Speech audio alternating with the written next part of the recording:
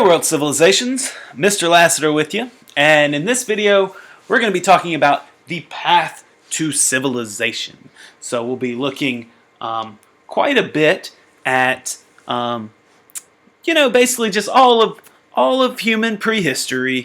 So let's go ahead and get started. Our video goals, we want to know, how do we know about this prehistory? How did we get here? What defines a civilization and what do they have in common? That's going to be a big question for this entire unit. And then also, what was this thing called the Neolithic Revolution and what were its consequences? A lot of vocabulary here, so let's go ahead and get started. First of all, civilization. That's kind of what we're aiming at, trying to figure out how we get to this point. And it's the stage of human social development and organization that is considered the most advanced. So what I want you to do right now is think to yourself, what makes up a civilization? I want you to brainstorm a list of about 3 or 4 things. Write it down. There's power in writing it down. And pause the video as you do this. So right now, pause the video, think of 3 or 4 things, and then once you've done that, you can continue. Alright, so take that list, set it to the side for a second, and see if it comes up later. First of all, I want to think about this question. How do we know about our prehistory? And prehistory just simply refers to the time period before writing develops. So pretty much we're going to get into written history within this first unit, but there's still a lot out there that we don't know about in some societies that don't have writing. And we usually learn about this through 2 social sciences, archaeology and anthropology. Archaeology is the study of past societies, and usually they study what they have left behind: tools, pottery, weapons, buildings. These are what we call artifacts. And anthropology studies human life and culture, and it's very closely connected to archaeology. It studies artifacts as well, and it also studies human fossils.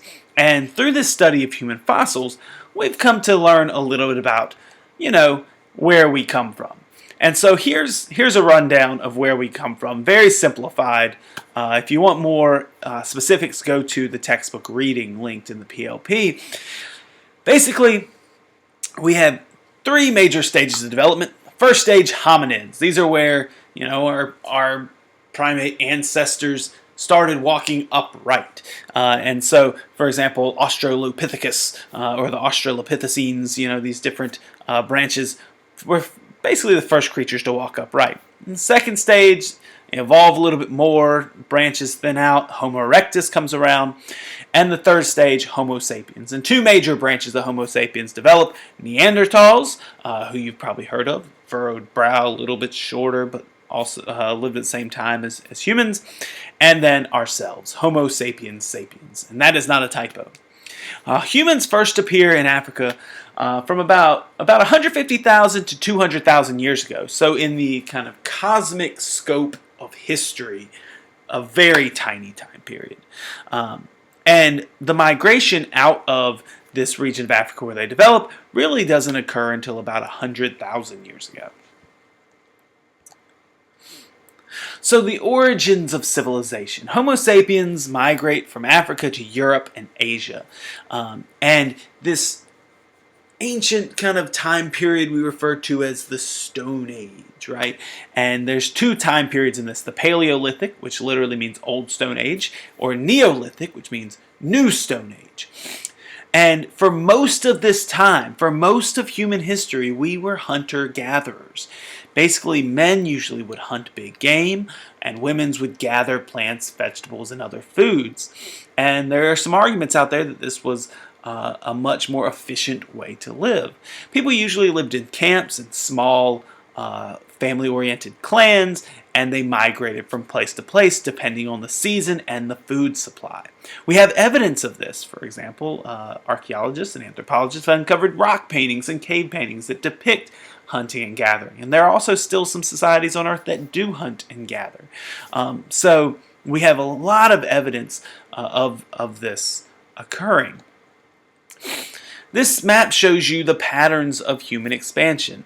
For humanity developing within Africa, and then spreading to Southwest Asia, then through Europe and Asia. And then around the time of the last ice age, about 10 to 12,000 years ago, humans crossed a land bridge to North America and then migrated throughout North and South America. And humans migrated, of course, through Oceania as well once they learned sailing technologies. So humans have gradually expanded over thousands and thousands of years. We're talking over 100,000 years moving to all these regions.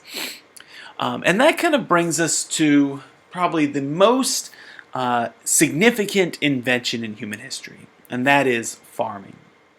The domestication of plants and also animals, but this first takes place in the Middle East, Southwest Asia, Turkey, and then Mesopotamia, then the Nile River Valley, Greece, Central Europe, etc.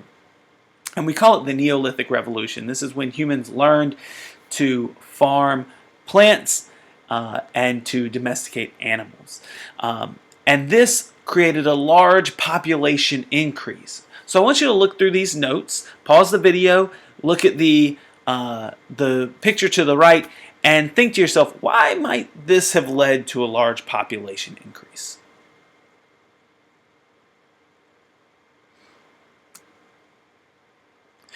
All right, so let's look at the consequences of this food surplus. There's several things. First of all, that population increase I told you about. When there's more food available because you're able to farm a large area and you're not scavenging for food, or you have animals there on the ready to eat. You're able to support larger families and larger groups of people. Also, we have what we call specialization of labor. Not everybody needs to farm anymore. If you know there's going to be food available, some people can specialize in making weapons or building homes or being religious figures or possibly just learning to write. There's improved technology because you have time now to work on that. Some jobs become more valuable than others, so we start to see social stratification, and we actually start to see classes develop. People are no longer thinking about the community when this happens. Instead, they start to have personal possessions. Then you need to protect those possessions. So armies are built up so the next place over doesn't come and steal your possessions. People have time to begin to develop highly organized religion. They have time to write. Governments form to organize the people. Population density increases as communities and then towns and then eventually cities form. And before you know it, you have what we were talking about, the most highly advanced state of humanity, civilization. And there are several traits of civilization. So I want you to look through these real quick. First of all, cities. This is the hallmark of civilization, the development of a city. But there are a few more. Political systems, usually based on territory rather than just who you're related to. Basically, if you live within a certain region, you fall under that political system. So if you live in a city-state, you might follow the government of that city-state. Or you live in an empire, you might follow the government of Rome or what have you. As we mentioned, people engaged in specialized non-food producing labor. That's a trait of civilization.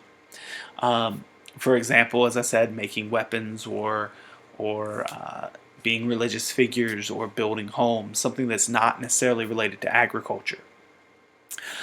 Status distinctions based largely on wealth. Again, that development of class systems. Monumental building. This is where you have large, most of the time religious buildings like the ziggurat you see here, or we think about the pyramids in ancient Egypt, or the Sphinx. These monumental buildings that display the power of your civilization, or of your country or your nation or what have you. A system for keeping permanent records. Writing is one of the biggest traits of civilization that we see. Long distance trade, not just working within your community, but actually going over long distances to interact with people. And then lastly, a sophisticated interest in what we say is science and art, either in studying the stars and astronomy, or trying to understand new irrigation techniques, or, for example, art, making artistic things simply for not for function, but for beauty or to tell a story. We see this in cave paintings. We see this in the paintings on the walls of the pyramids. We see it in pottery. We see it especially in Greek sculpture. So these are traits of civilization I think that you're going to see as we learn more about our cradles of civilization. And these are our first river valley civilizations, our major civilizations that we're going to learn about. And I want you to pay attention mostly to the eastern hemisphere here, Afro-Eurasia. Mesopotamia, where the first civilizations developed, that's going to be our first stop. We're going to look at Egypt, the Indus River Valley region, and ancient China, or along the Yellow River Valley civilization.